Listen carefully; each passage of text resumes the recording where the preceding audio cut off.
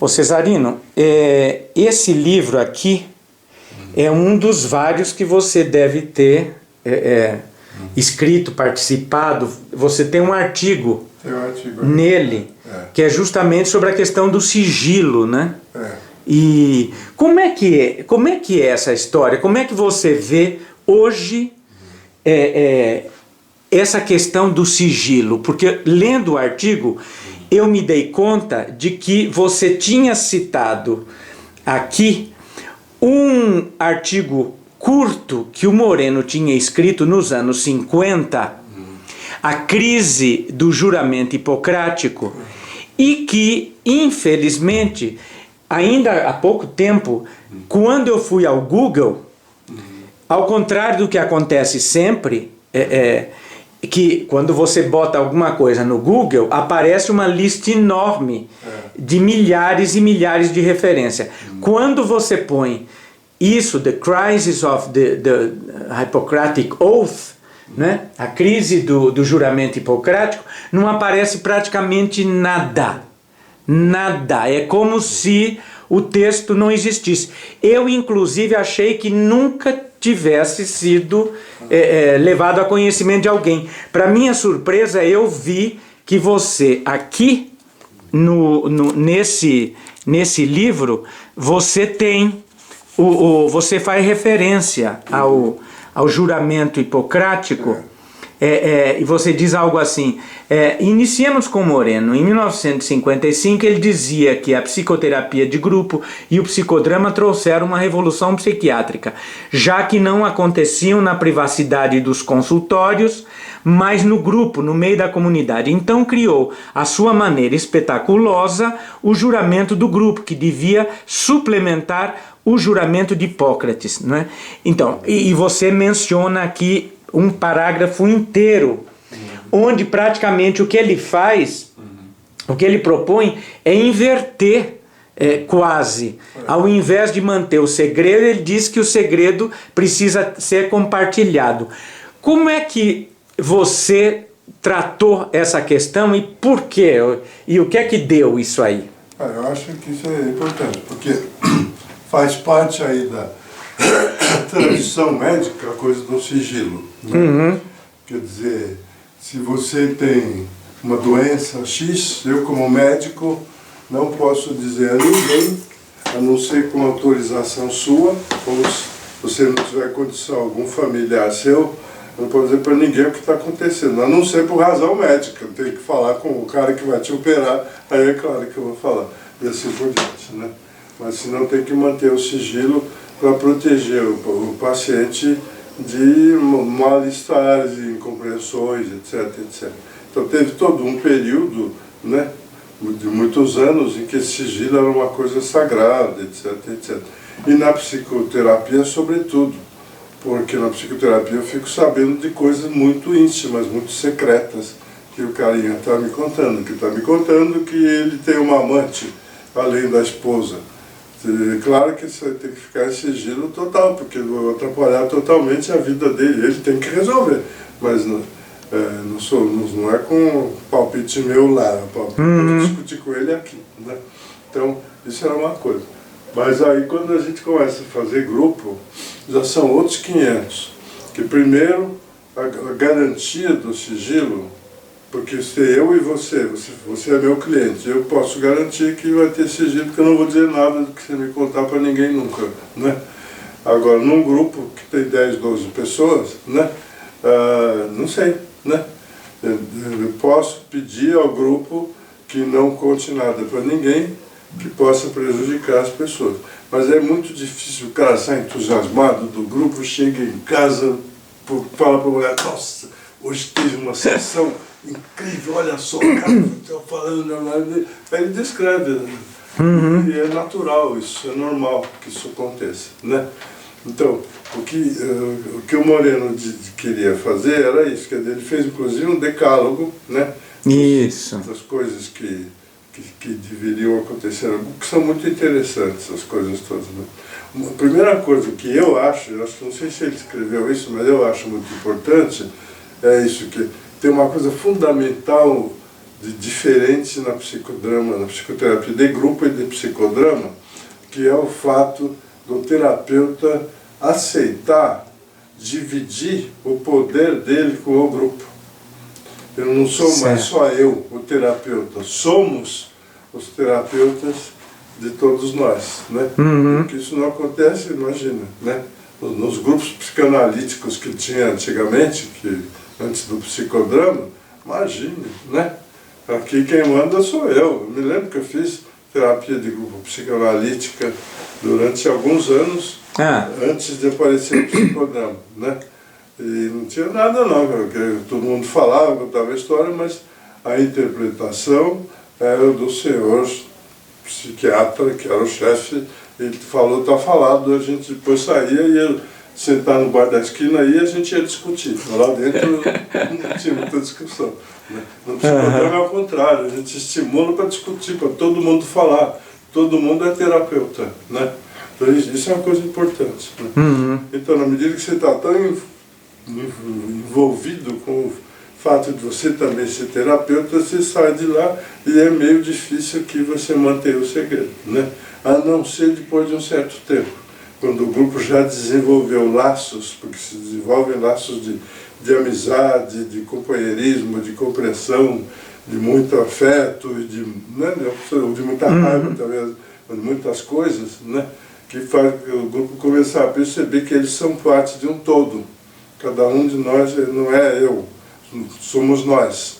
Então, para nós é importante que não saiam daqui coisas que possam prejudicar os outros. Então eu já sei distinguir que se você conta uma coisa muito engraçada da sua vida, que eu posso contar para quem quiser, para meus amigos, porque é só engraçado, mas não vai te prejudicar, não tem problema, já sei distinguir. Tem outras coisas que eu sei, opa, isso aí não vou falar para ninguém, senão vamos discutir no grupo. Então essa coisa do sigilo se modifica muito, né? Bastante. Sim. Depois também outra coisa que você pode pensar é que essa história do sigilo tem uma coisa engraçada. O que é sigilo, né?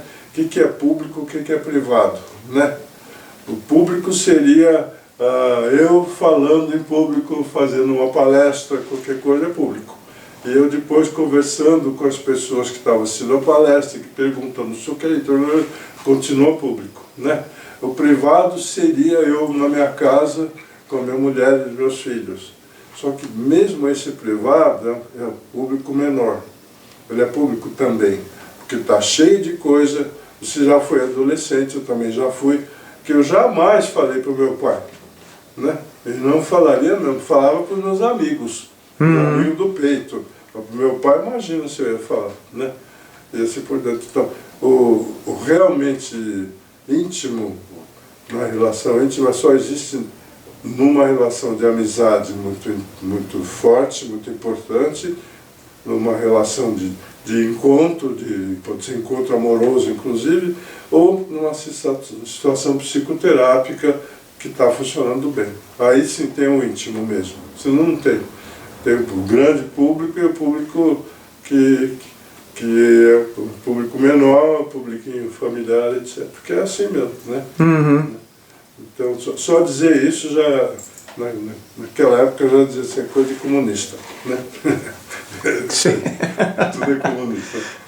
Agora, tem uma outra coisa que você põe aqui, nesse mesmo artigo, digamos assim, e que tem a ver com a questão da mídia, né? Onde você diz assim, esse trecho está falando não consta da edição alemã nem da francesa de 1965. Entre os diversos grupos terapeutas da época chamados a opinar, poucos deram qualquer importância a esse aspecto. O que se pode imaginar é que ninguém levava muito a sério ou não conseguia vislumbrar o que seria um trabalho terapêutico realizado por intermédio do cinema, da TV, etc. Você está se referindo certamente a alguma coisa que o Moreno estimulava a que se usasse, ele mesmo tentou o uso, por muitas vezes, o uso da rádio, da televisão, do cinema, isso praticamente entra em contraponto ao problema do sigilo, porque aí sim é que a coisa vai mesmo...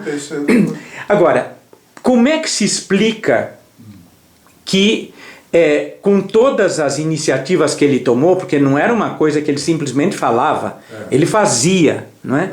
Ele criou uma empresa de filmes, não é? Ele filmava a coisa, ele participava de televisão e tal, não tinha internet na época, mas ele estimulava. A que se deve o fato de que isso não funcionou? E até hoje, que eu saiba, você talvez possa me desmentir e mostrar que, ao contrário, há a utilização da mídia para fins, digamos, de terapia, o que ele chamava de sociatria, por exemplo, mas eu tenho a impressão que isso até hoje não funcionou muito. Como é que você vê isso tudo aí? Então, tem dois tipos de situação grupal que você pode distinguir, né? Um é o que a gente chama de psicodrama, que pode ser o psicodrama terapêutico, e outro que é o sociodrama, que você sabe, né? Que não é terapêutico, no sentido que ele é o terapêutico da instituição, né? Então eu posso fazer o sociodrama das pessoas que trabalham na empresa X, no lugar na escola tal, né? Aí vão aparecer a porção de coisas que também não apareceriam se você não trabalhar no psicodrama. Certo. Ou fizer uma análise institucional, aí aparece também, é um pouco diferente o jeito de fazer. Mas essa coisa pode se filmar, né? Desde que o grupo autorize, né? E não estamos quebrando propriamente nenhum sigilo. O que tem é que você pode estar atrapalhando a vida daquele fulano que estava candidato a ser vice-gerente, e agora o chefe vai ver aquilo, olha só, não vai ser vice-gerente, coisa nenhuma, vai ficar onde estava, entendeu? Então, nesse sentido, esse é um risco desse sentido.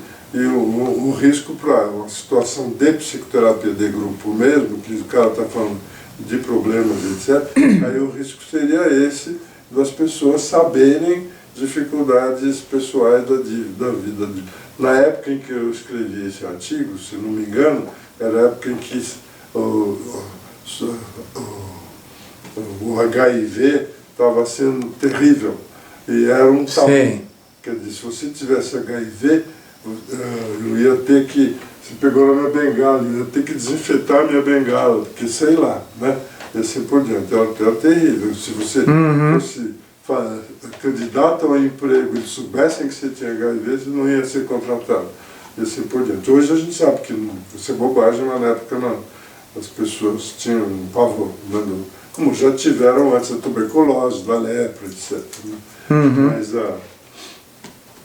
então tudo isso são coisas que, de alguma forma, você teria que tomar cuidado para não revelar, para não dar, realmente não prejudicar as pessoas, né? Mas agora, você pode fazer o psicodrama e utilizar